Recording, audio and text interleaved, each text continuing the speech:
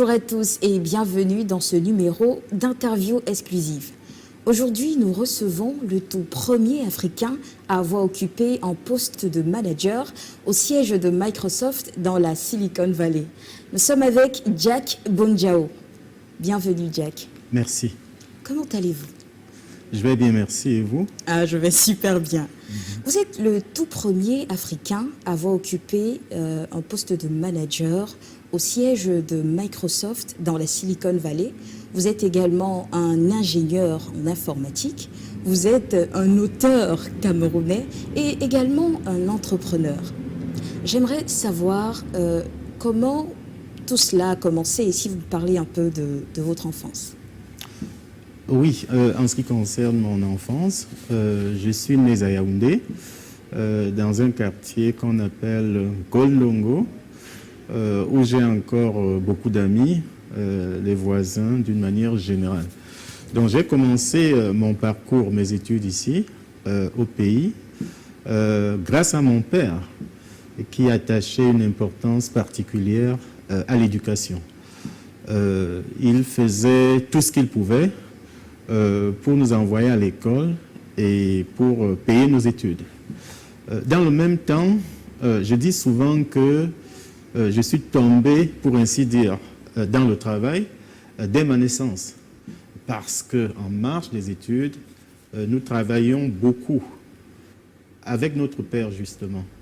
Et nous le faisions, j'allais dire, sans nous rendre compte que nous travaillons. C'est-à-dire que ce n'était pas pour nous une corvée, ce n'était pas une punition, le travail.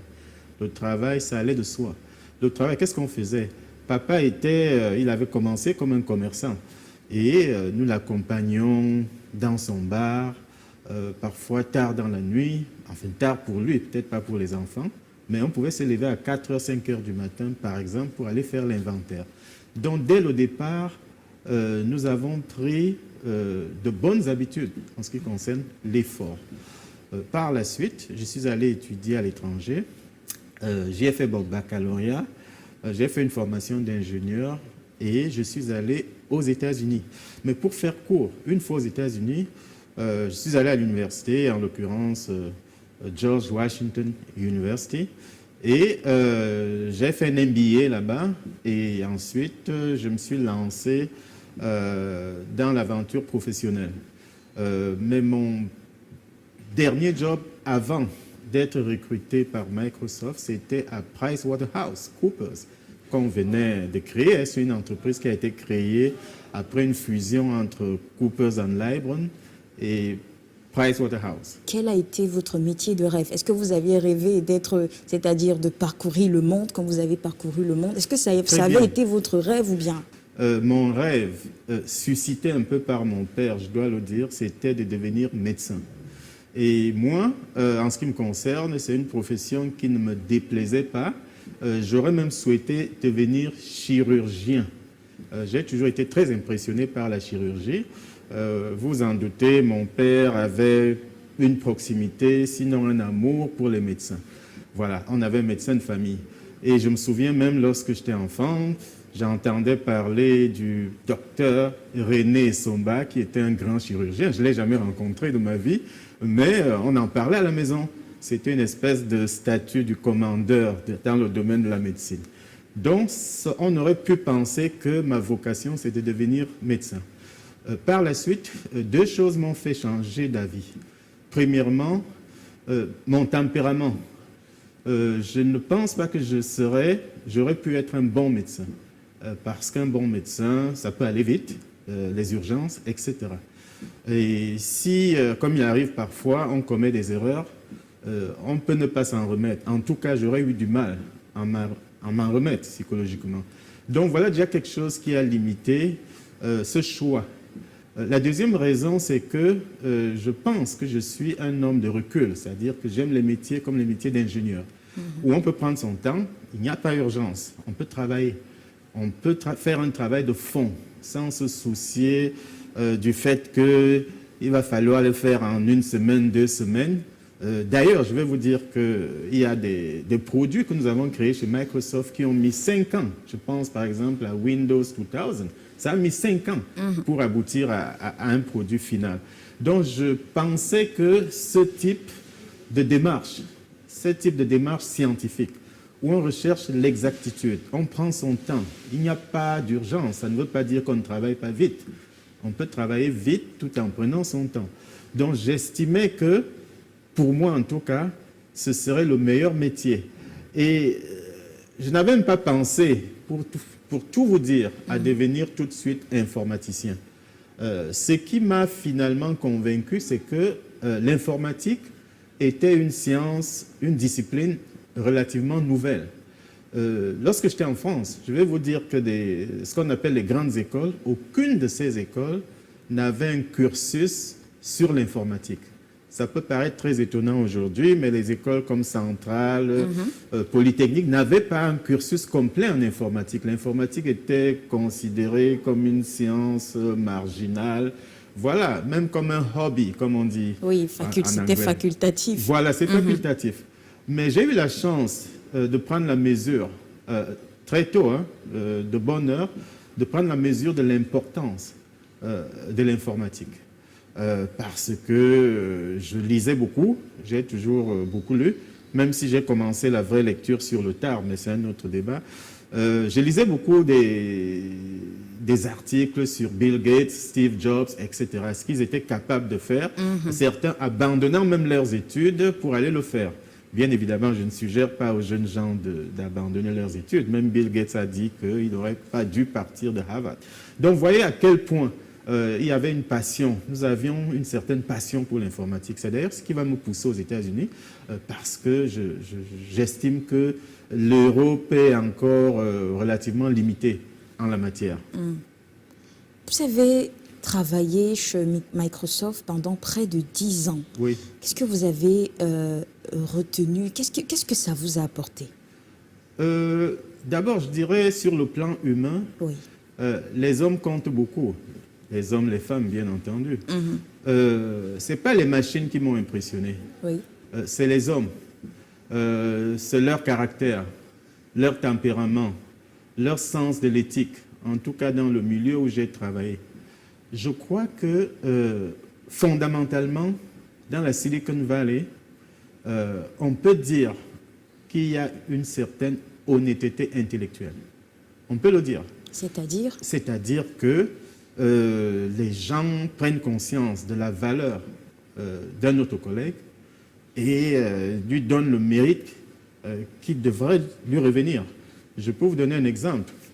Lorsqu'on faisait des présentations, des exposés pendant les meetings, notamment avec Bill Gates, mon patron, par exemple, qui avait toutes les qualités pour être la personne qui doit faire la présentation, il choisirait plutôt un membre de son équipe pour le faire. C'est une manière pour lui de se mettre en retrait, d'encourager les jeunes gens qui lui paraissent brillants, inventifs, vraiment à développer leurs compétences, développer leurs talents. C'était une manière de penser qui était très, très peu orthodoxe, on va dire, qui n'était pas du tout conventionnelle. Bon, voilà le genre de choses qui m'ont quand même assez impressionné dans ces milieux-là. La culture d'entreprise, finalement, la culture d'entreprise. Il n'y a pas, on a l'impression qu'il n'y a pratiquement pas de hiérarchie, si je puis dire. Ce qui prime, ce qui compte, c'est de jouer le jeu dans l'équipe. C'est l'apport, non seulement individuel, mais l'apport en tant que membre de l'équipe. C'est cette cohésion-là qui m'a le plus, je dois vous le dire, impressionné. D'ailleurs, ça se sentait dans les résultats, parce que quels que soient les débats, parfois même les débats philosophiques qu'on peut faire, en dernière analyse, on se pose la question, est-ce que les objectifs qui étaient fixés ont été atteints? Et ce type de milieu, j'aime beaucoup. Là où les résultats doivent être mesurables.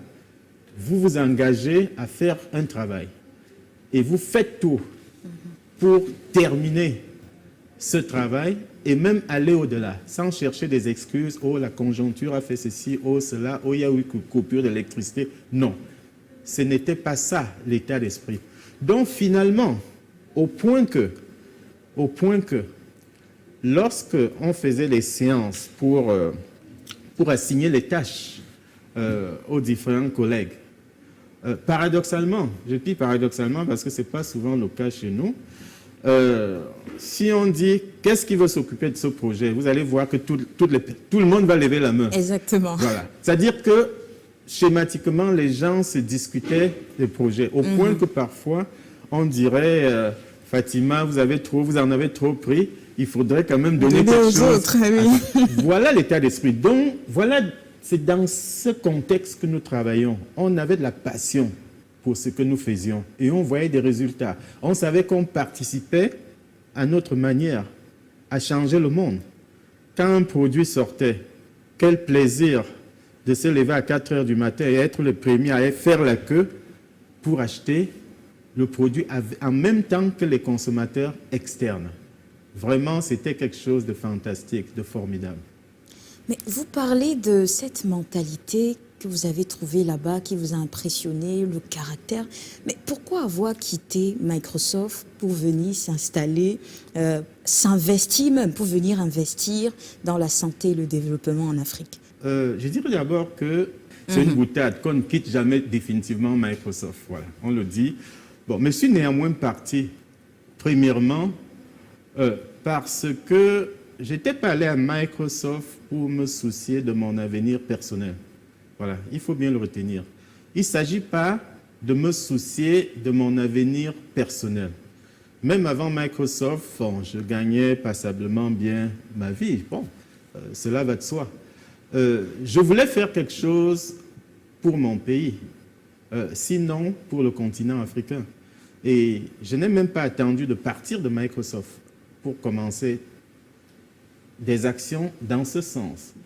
En réalité, lorsque j'étais chez Microsoft, nous avons pu, avec mon ami Cheikh Modibo Diarra, un Malien qui était à la NASA, et aussi d'autres collègues, et aussi la Banque mondiale, son président Wolfenson, nous avons pu mettre sur pied le projet d'université virtuelle africaine.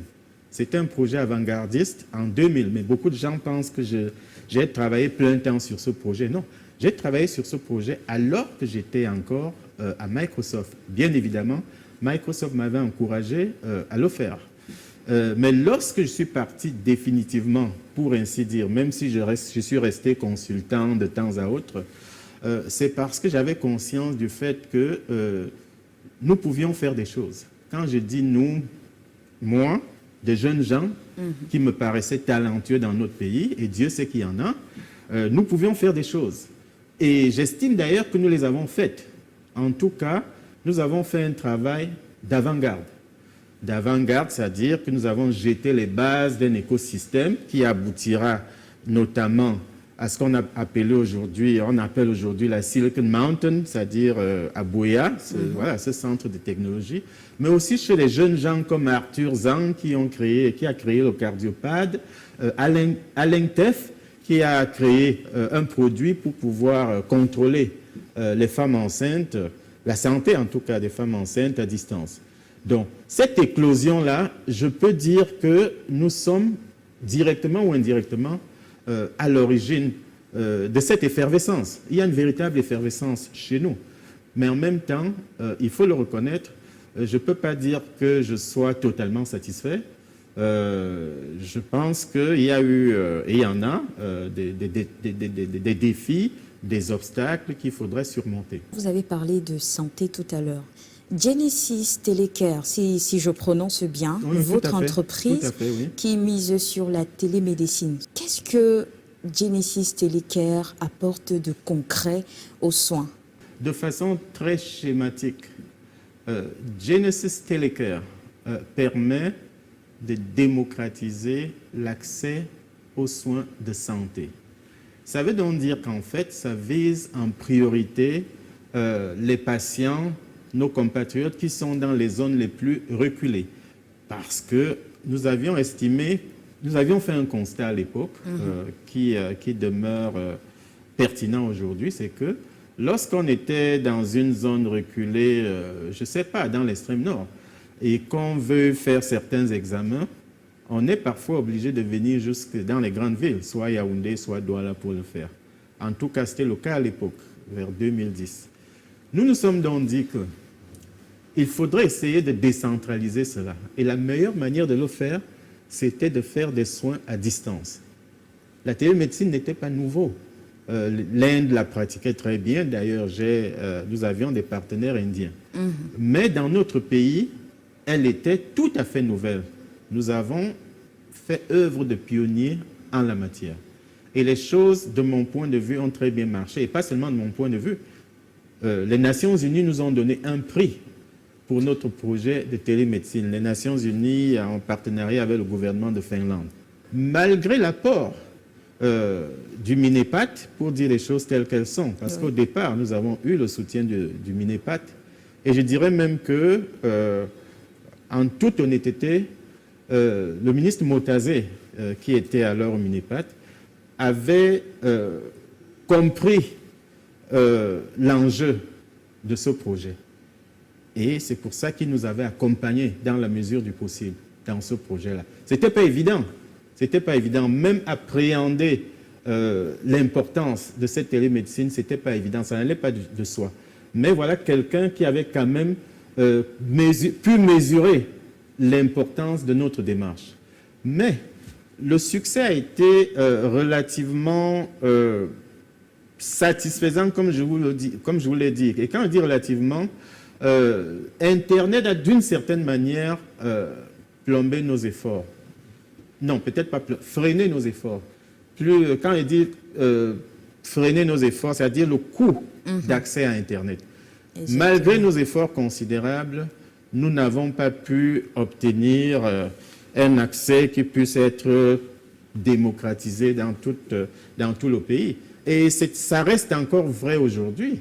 Et quand vous regardez des petits, j'allais dire petits pays, mais vraiment entre guillemets, je n'ai pas envie d'être discourtois. Quand vous regardez les pays comme le Bénin, le Sénégal et tout, mais ils ont fait des avancées considérables pour la question d'accès à Internet. Et je dis, le secteur privé peut jouer un rôle dans ce domaine.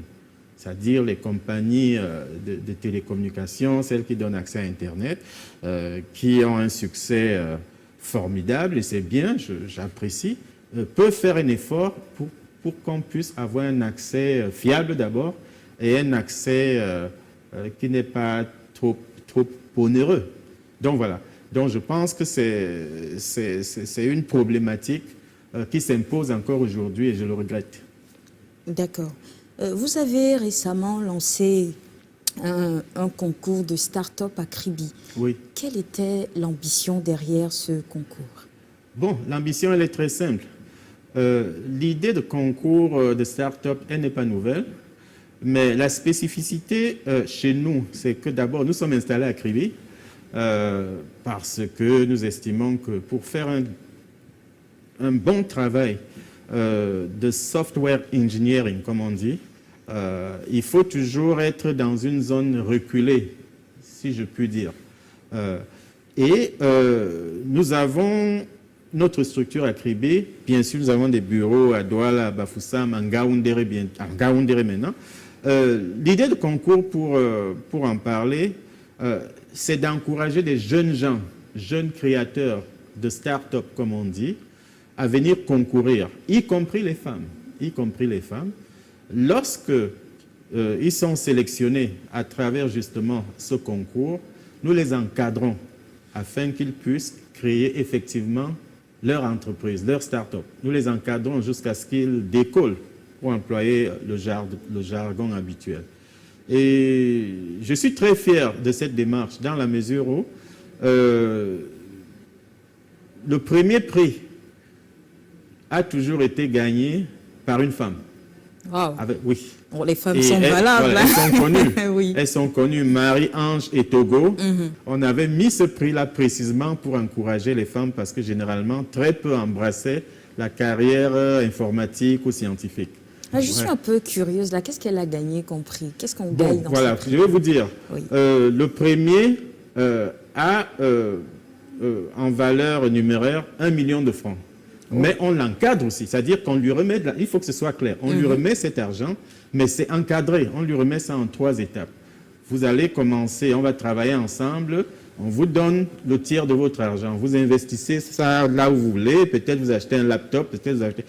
J'en conviens, ce n'est pas beaucoup d'argent. Mais nous sommes une structure privée et une petite structure. D'ailleurs, une grande structure de la place a imité notre démarche, mais en donnant encore 1 million, ce qui me paraît relativement faible par rapport à une entreprise comme la nôtre.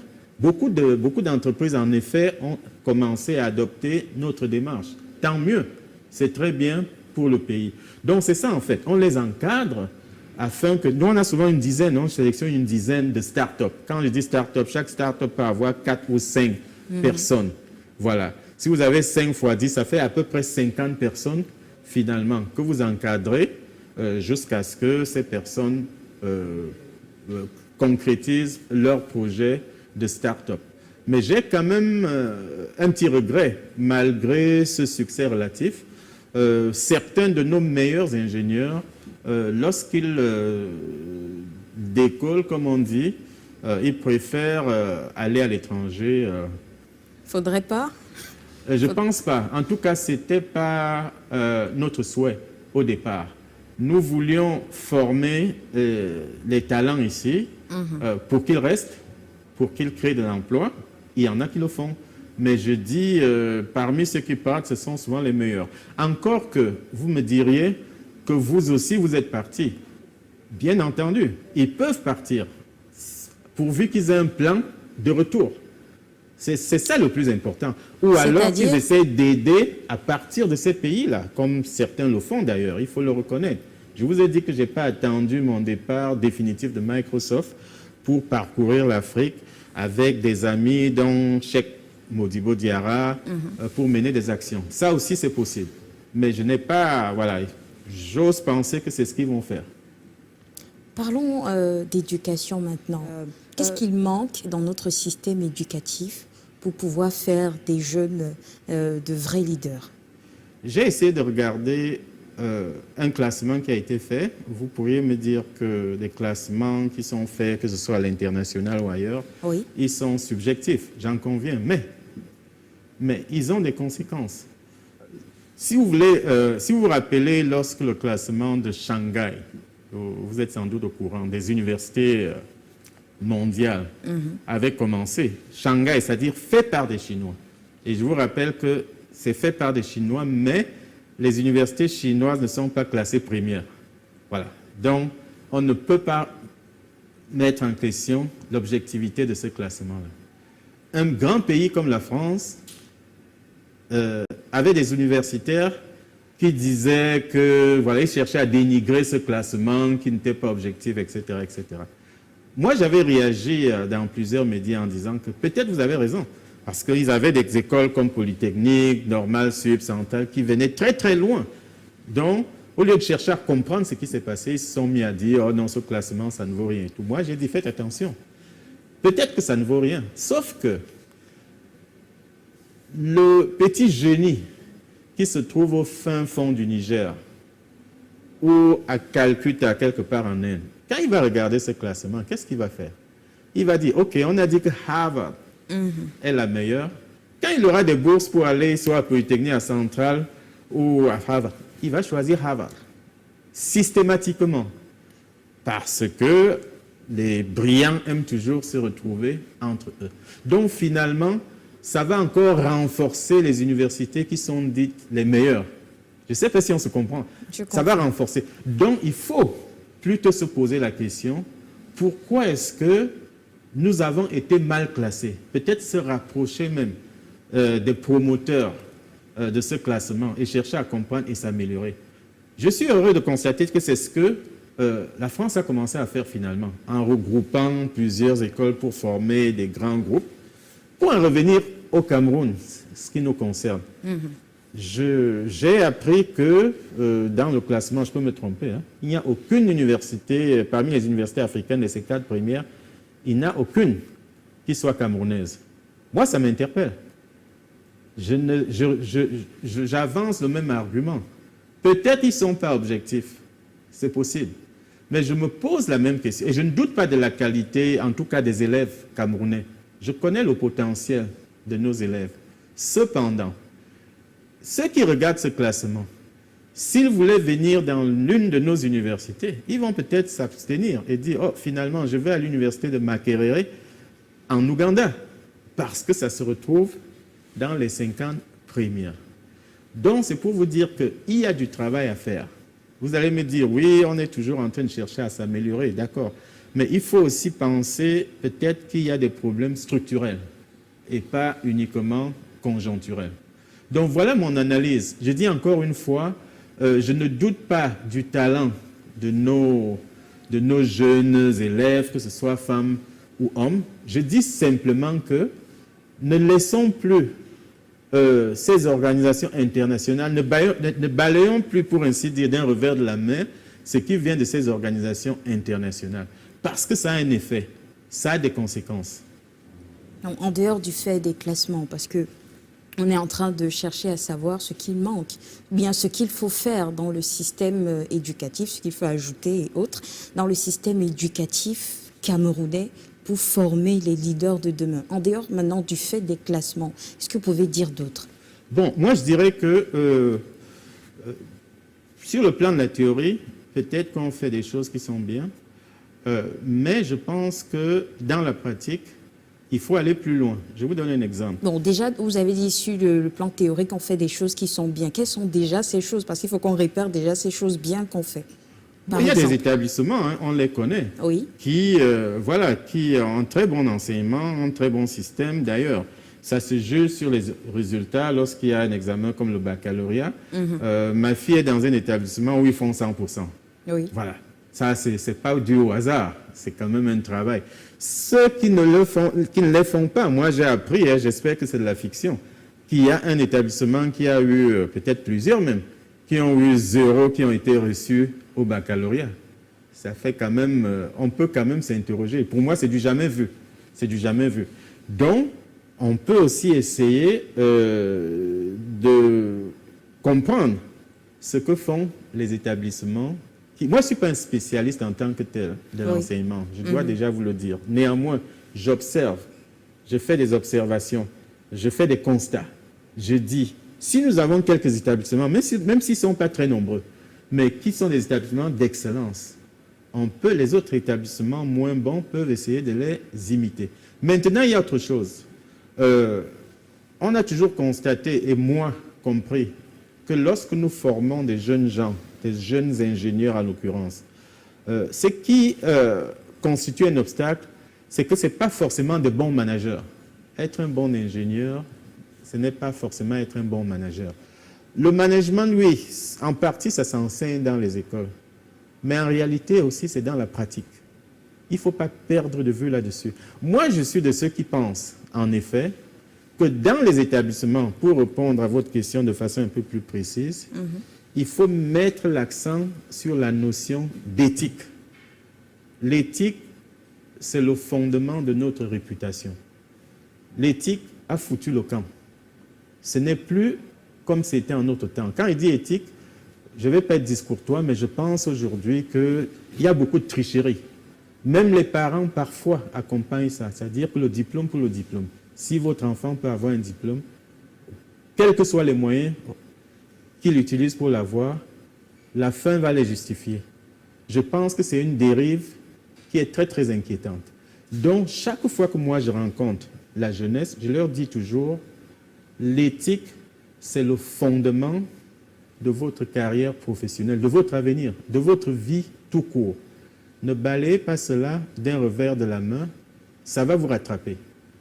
Donc, si on enseignait ça, soit dans les entreprises, soit dans les écoles, s'il y avait un volet éthique, je ne sais pas, peut-être qu'il y en a, mais je dis simplement qu'il faut encore mettre l'accent sur la notion d'éthique. On constate aujourd'hui que des jeunes élèves utilisent l'intelligence artificielle pour faire, j'allais dire, du copier-coller, voilà, et aller remettre au professeur. C'est inacceptable. C'est inacceptable. On peut utiliser l'intelligence artificielle peut-être pour s'inspirer d'un texte que crée l'intelligence artificielle, mais faire soi-même son texte de telle sorte qu'il est votre style, qu'il est votre âme. Je dis souvent que je lisais beaucoup les essais de Mongo Betty. Quand je lisais Mongo Betty, je savais que ça, c'est du Mongo Betty. Et j'aimais beaucoup. Voilà. Si finalement, tous les textes se ressemblent, si finalement tous les textes sont prosaïques, ça n'a plus d'intérêt. Donc il faut garder quelque chose de vous, c'est quand même assez important. Mais il faut aussi l'enseigner aux jeunes gens, que ça a de la valeur. Cette démarche a de la valeur. Il faut avoir des valeurs, il faut avoir des convictions. Mais hélas, je vois que de moins en moins, les jeunes gens veulent préserver les valeurs éthiques. Selon vous, qu'est-ce qui pose problème au niveau du leadership en Afrique? Je connais des pays africains où le leadership est remarquable. On peut vous citer toute une liste. Je ne pourrais pas généraliser. Néanmoins, nous avons un certain nombre de problèmes en commun, il faut le reconnaître. C'est que l'Afrique est parfois absente dans des lieux où les décisions importantes sont prises. Je ne parle pas des lieux que je qualifierais de bavardage, par exemple. Je parle véritablement des lieux. Je vais vous donner un exemple. Le dernier sommet de l'IA était à Paris. J'ai eu l'honneur d'être invité à ce sommet-là et même le privilège de pouvoir avoir des discussions et d'une certaine façon de porter la voix de l'Afrique. Nous avions beaucoup d'absents et ce n'est pas normal parce qu'en effet, c'est là où tout se joue. On va décider d'une régulation qui va peut-être avoir une incidence sur l'Afrique. Et je le dis assez souvent, l'Afrique ne doit pas devenir un terrain de jeu, pour ainsi dire, des modèles qui sont conçus par les autres. Voilà. Il faut qu'on soit présent pour porter notre voix, parce que l'Afrique a des spécificités. Nous avons des valeurs qui ne sont pas forcément celles des Occidentaux. Et ces valeurs-là, il faut qu'il y ait quelqu'un qui soit là pour les défendre, afin qu'ils soient intégrés lorsqu'on crée des cadres globaux de régulation, par exemple. Il faut que nous y soyons. Et nous ne devons pas y être simplement, on ne doit pas nous admettre simplement par pure politesse ou même, voilà, courtoisie. Non, on nous admet parce que nous avons droit à cette place-là, parce que nous sommes adossés à des jeunes talents brillants, inventifs. Ce que je vous dis, je ne l'invente pas. Nos compatriotes, lorsqu'ils vont dans les institutions comme Harvard, comme IIT en Inde, ils brillent. Pourquoi est-ce que collectivement, on n'arrive pas à faire des choses? Donc, c'est de ça qu'il s'agit.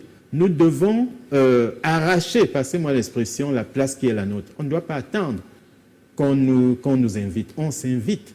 Et ça veut aussi dire que même entre les pays africains, on peut même faire des choses, même au niveau régional. Je pense qu'un pays comme le Rwanda, avec son leadership, est parvenu à créer une espèce de cadre au niveau régional s'agissant de l'intelligence artificielle, justement.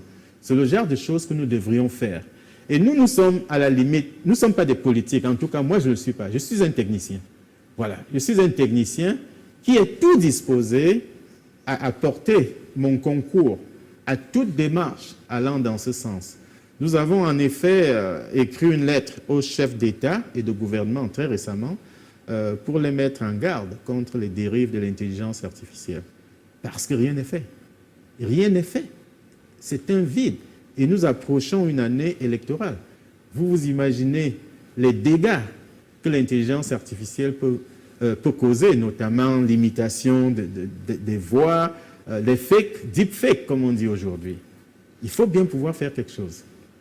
Alors, je vais vous demander de me donner 3 mesures immédiatement applicables pour améliorer, c'est-à-dire le leadership et le management au Cameroun. Bon, très bien. On va sur la première mesure. La première mesure, qui n'est même pas réinventée en réalité, c'est que j'ai toujours pensé que l'État doit faire faire. C'est-à-dire? C'est-à-dire que l'État ne doit pas être partout à la fois. C'est le secteur privé qui crée des emplois. Il y a des choses que le secteur privé fait mieux. Je vois souvent, sans chercher à être discourtois, je vois souvent qu'on dit oui, l'État a créé un incubateur, ceci, cela. Ça ne devrait pas se faire. Je l'ai déjà dit. L'État doit encourager le secteur privé à créer des incubateurs en leur apportant leur soutien. et pas seulement financier. Donc, il faut déjà sortir de cette logique-là. Ça doit être, à mes yeux, un nouveau paradigme parce qu'on a encore du mal à assimiler cela. D'accord. Voilà. Je dirais aussi que l'État doit s'efforcer de créer un cadre juridique ou en tout cas de l'améliorer. J'ai bien conscience qu'il y a une loi qui concerne Internet, la diffamation, etc. C'est très bien. Oui. J'ai bien apprécié, je crois qu'elle est du mine postel, j'ai bien apprécié qu'elle ait été créée. Mais encore une fois, l'IA va très vite et pour le moment, il y a une espèce de vide juridique. Il est extrêmement important que l'État encadre. Encadrer ne veut pas dire forcément étouffer, parce que quand on fait appel à l'État, les gens pensent toujours que c'est pour punir.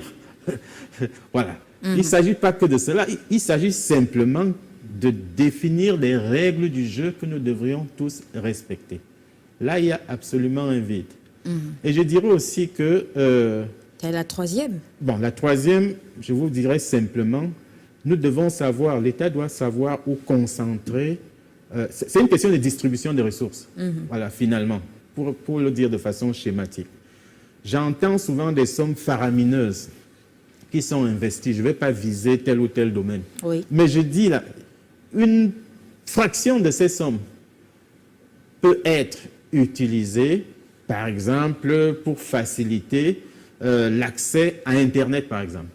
Ou alors, je ne voudrais pas que l'État aille, peut-être l'État le fait déjà, je ne voudrais pas que l'État aille imposer aux compagnies de communication, télécommunications, ce qu'elles doivent faire. Mais en revanche, on doit quand même leur demander de faire un effort pour avoir un accès fiable. Je vous assure, Madame Fatima, que si nous avions un accès adéquat à Internet, quand je dis accès adéquat, je parle d'abord de qualité, de fiabilité et du moindre coût.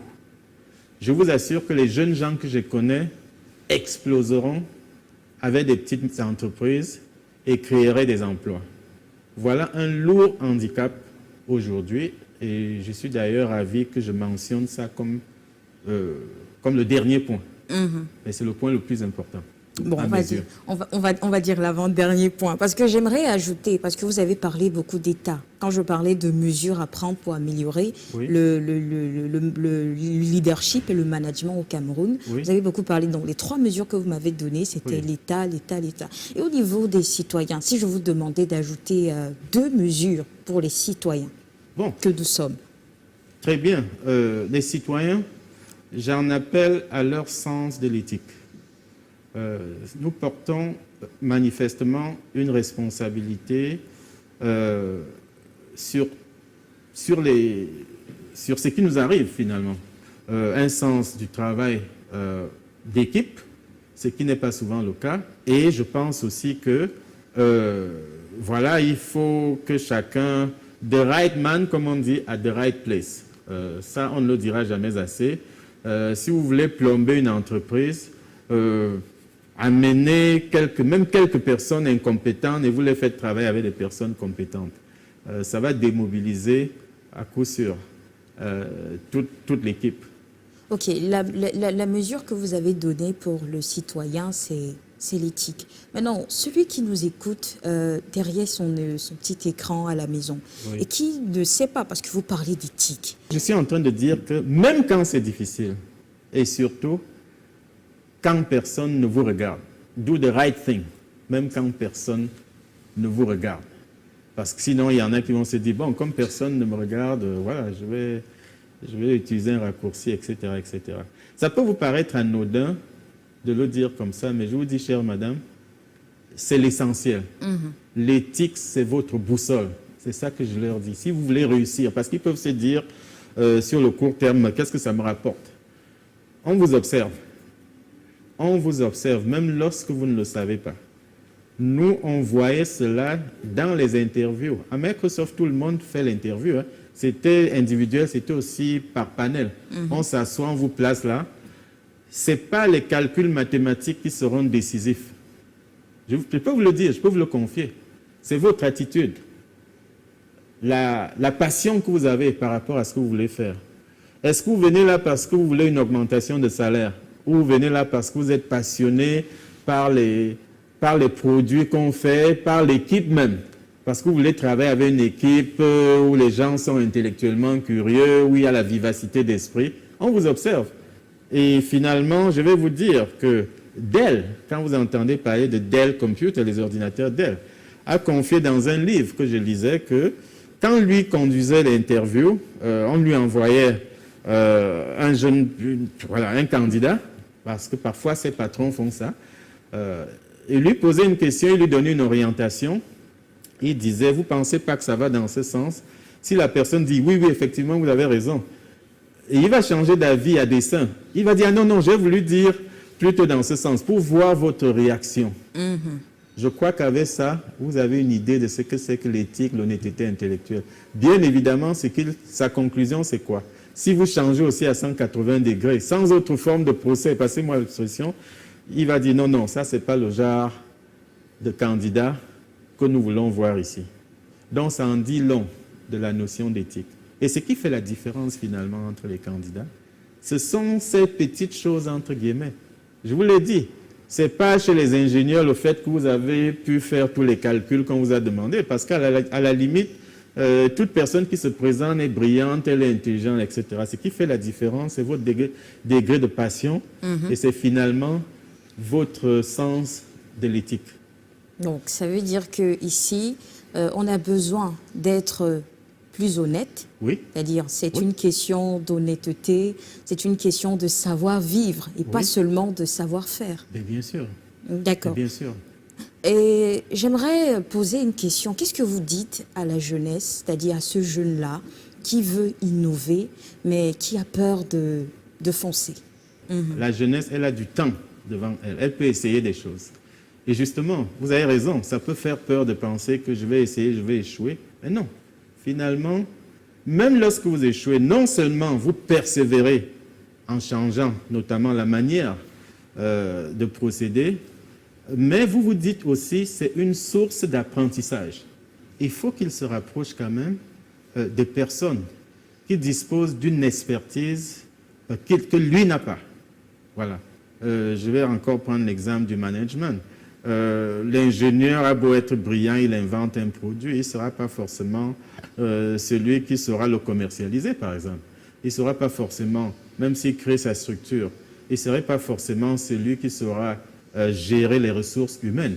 Donc, il faut s'efforcer, même si ça paraît être coûteux, il faut s'efforcer de s'entourer des personnes qui ont d'autres expertises de création d'entreprises, d'autres expertises de management des ressources humaines, et j'en passe. Et vous vous concentrez sur votre cœur de métier, sur ce que vous savez faire.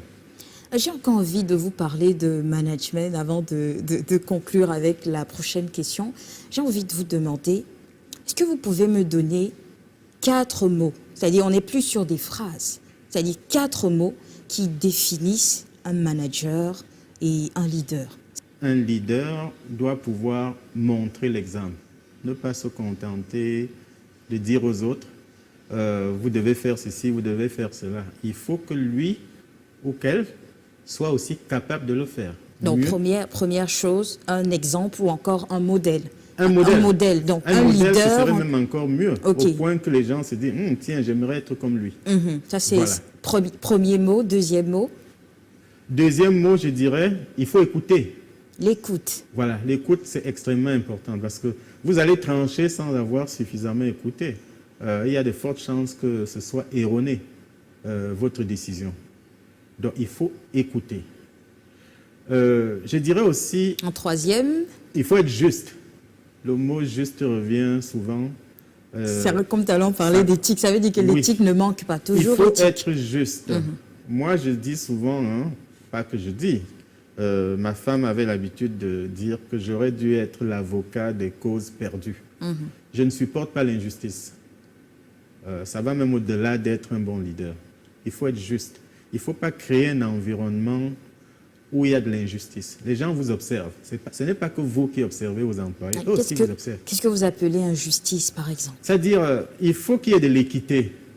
Vous ne pouvez pas traiter votre personnel... Les erreurs, ça peut arriver, j'en conviens. Vous pouvez commettre des erreurs de bonne foi. Et si vous vous en rendez compte, bien évidemment, il faut les réparer. Ça va de soi. Mais je dis, vous ne pouvez pas créer un environnement de travail et qu'on puisse véritablement réussir dans votre mission si vous traitez certaines personnes de façon injuste. Le quatrième mot? Le quatrième mot, c'est qu'il faut avoir ce que j'appelle la politique de la porte ouverte. J'explique. J'ai emprunté ce mot de Bill Gates. Il disait souvent « open door policy ». Ça veut dire simplement que vous êtes accessible. Vous êtes accessible. Je vais vous dire une chose, vraiment, qui m'avait marqué. J'avais à peine 24-25 ans. Mon père est décédé. J'ai pris les rênes de ses affaires. Oui. Chaque fois, je regroupais le personnel. Je leur disais, je vous ai dit que je suis ouvert d'esprit.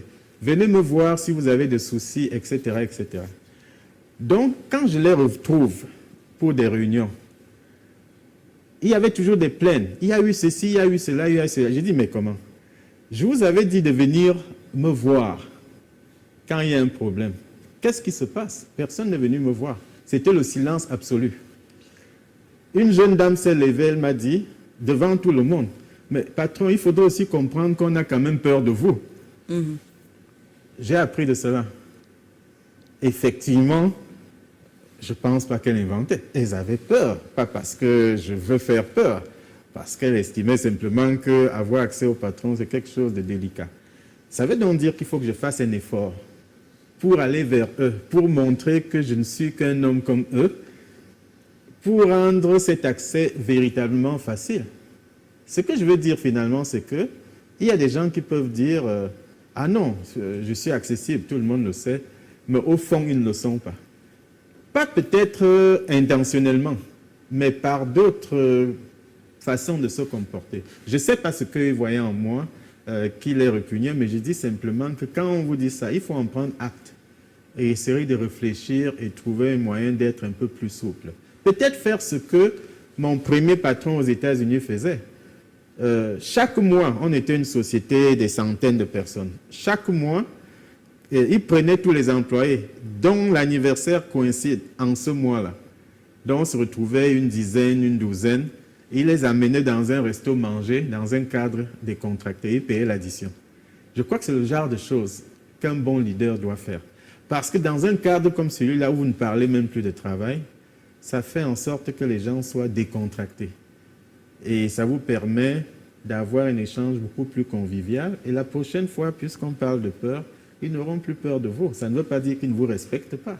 Eh bien, vous avez un combat que vous menez, c'est de militer pour une Afrique numérique. Oui. On aimerait en savoir plus sur ce combat, brièvement.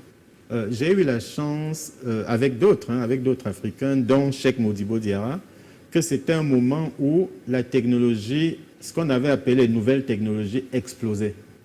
Donc, c'est une chance. Nous avons donc pris, à ce moment-là, la mesure de l'importance du numérique dans le développement des pays africains. C'était au début des années 2000.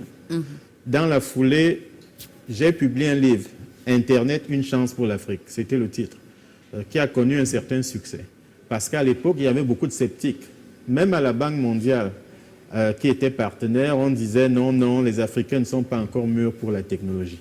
Nous, on disait non. Et Cheikh et moi, nous avons parcouru l'Afrique pour essayer de convaincre les décideurs que c'était la bonne démarche. Et il y avait beaucoup de sceptiques. Au sein même de la Banque mondiale, je vais vous faire une confidence. Nous avions le soutien du président d'alors, qui était James Wolfenson, qui pensait exactement ce que nous pensions. En revanche, un vice-président africain de la Banque mondiale qui aurait dû et qui aurait pu nous aider, lui, il était de ceux qui pensaient le contraire, à savoir qu'il fallait se concentrer beaucoup plus sur la nourriture en Afrique. Passez-moi l'expression, il faut nourrir les Africains, les nourrir. Voilà. Il était de bonne foi. Donc c'est pour vous dire quoi? C'est pour vous dire que de bonne heure, nous avons eu cette chance. Nous nous sommes dit, bon, Cheikh Modibo Diarra était très connu, et plus connu que moi d'ailleurs. Il était à la NASA, il avait participé à des programmes majeurs, dont un programme même qui mettait une sonde sur Mars, la planète Mars. Et il était très connu. on a dit, bon, on va peut-être utiliser ce background et cette notoriété pour susciter l'intérêt en Afrique. Aujourd'hui, effectivement, tout le monde parle de l'économie numérique, ce n'était pas le cas à l'époque. Donc, il fallait d'abord prendre conscience, mais pas se limiter à la prise de conscience. Il fallait faire quelque chose. Nous en avons un peu parlé au cours de cette interview. On ne venait pas en Afrique pour faire tout. On venait en Afrique pour s'associer aux jeunes gens, aux décideurs, au pouvoir public, pour travailler ensemble. C'était cela le sens de notre démarche. Et il y a des pays qui ont eu des résultats plus ou moins positifs et d'autres qui ont eu des résultats plutôt mitigés. Donc là, ça dépend de chaque leader dans chaque pays, on va dire. Oui, ça dépend de chaque leader et dans chaque pays. C'est sur cette phrase que nous allons achever ce numéro de cette émission. Et merci à vous d'être venus. On se retrouve dans un prochain numéro de l'émission Interview exclusive. Merci de m'avoir invité. À bientôt. Merci à vous aussi.